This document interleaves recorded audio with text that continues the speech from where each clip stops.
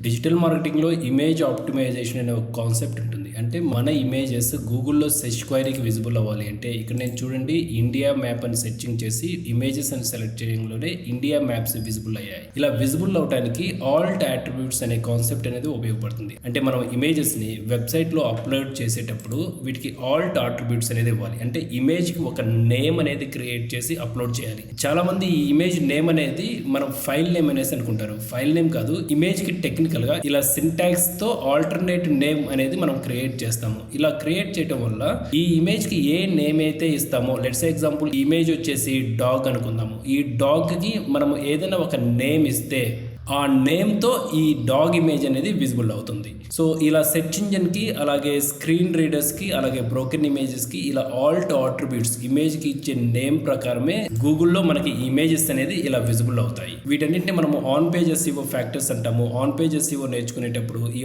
Alt name అనేది ఇమేజెస్కి ఎలా create చేయాలనేది ఆ స్టేజ్లో మనం తెలుసుకుంటాము.